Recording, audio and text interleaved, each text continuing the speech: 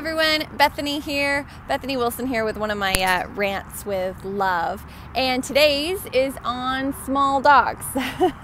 As you can see, I love small dogs. I've got a rescue Pomeranian here who's ignoring me. She's looking at oh, there's a Labrador behind us I can see in the viewfinder.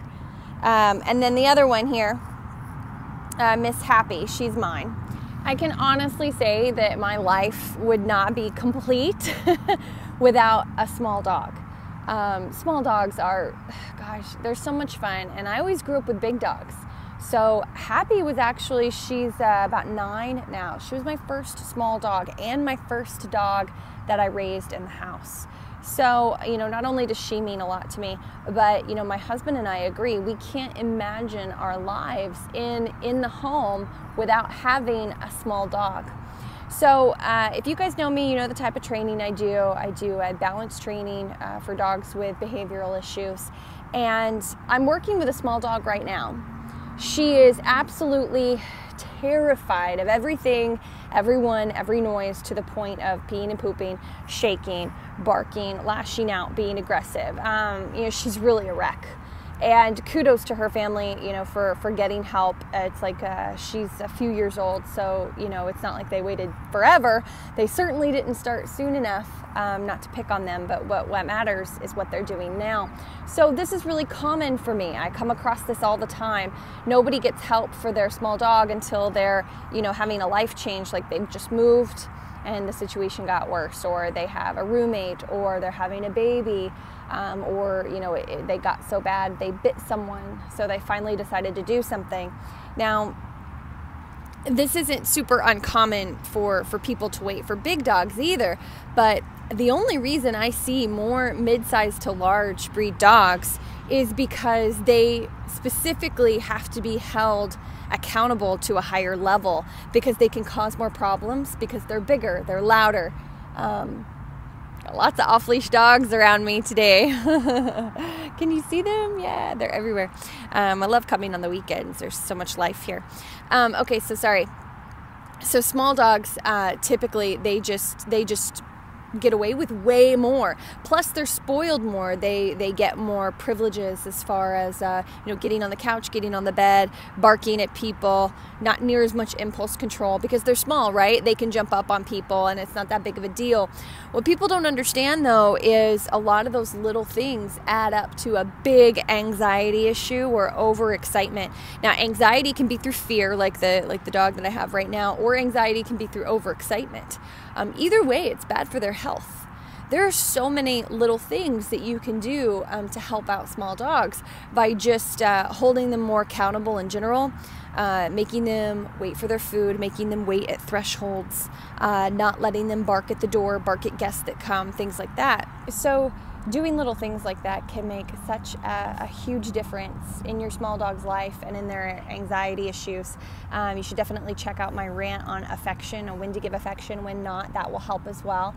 And then really what I want anyone to walk away with this video is, if your small dog is having issues, they're no smaller than a big dog with the same issues, because they're suffering the same anxiety and insecurity, or living in this, you know, overexcited frame of mind, just the same as a big dog. It's just maybe you don't notice it as much, or, you know, maybe you just make more excuses because they are a small dog and you don't really even go out with them that much. They just stay in the house.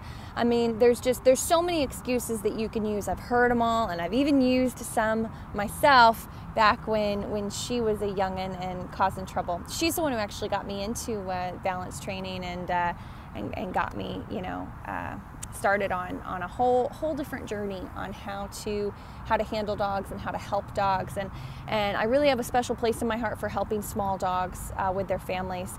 So the two things that I really want you guys to take away from this video is, one is just taking every opportunity to help in just low stress situations, like always waiting at thresholds, in or outside, front or back door, waiting for food, not barking at people when they come in the house, even if it's just excited barking. Just no, don't allow it. and then the other thing would be is to teach one really, really simple command, and then you're going to use it in two ways. And it's to teach place. or you can say go to your bed or go to your mat. It is such a great command for building confidence, and it'll help build the relationship between the two of you. So you don't just have a relationship built off of love, but you also have a relationship, built off of your dog, watching you, paying more attention to you, which builds a much, much deeper trust and respect, and they can find confidence in you. So definitely keep those things in mind. I have several videos on how to teach place. One for just using food, your daily kibble or treats, and then another for teaching place with dogs with behavioral issues. So you can forego the food on that one. And then what you can do from there is, once your dog has a really solid place command, which you can achieve in just a few days, start having them lay in their bed for a duration of time. Start small, start commercials, start really small, but build on that, because the more confident they are, by themselves on the ground, on a bed or on a mat, the much easier they are going to be to handle other situations, like going to the vet or going to the park, riding in the car. I mean, it transfers to so many things.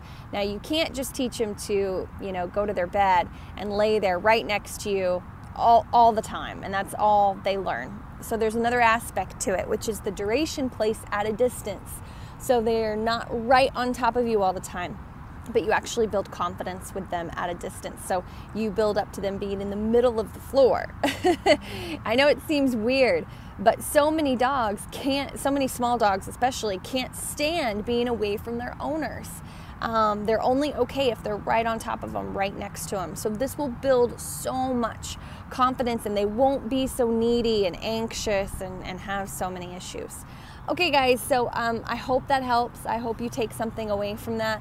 Small dog problems are just as big, and in my world, even bigger than big dog problems, because honestly, more small dogs have more anxiety issues than big dogs, because they're allowed to get away with so much more. And it's not good for their mind, their quality of life, their heart. It's not good for any of that. So don't stop making excuses for your little dogs, and I guess I just want to tell you guys to get on it, because their state of mind is just as important as your big dog's state of mind. The difference is, a big dog bites somebody, we pay attention. A little dog like this little Pomeranian jumps and barks and carries on, or this one jumps and barks and carries on. It's not that big of a deal, so we tend to let it go and go and go, but it's not good for them to live like that. And I know that all of you want your dogs to have a high quality of life, and to be able to take your dogs more places and things like that. This is how you do it. You can start small with what I've mentioned, and good luck to you. If you have any questions, we have a free Q&A. You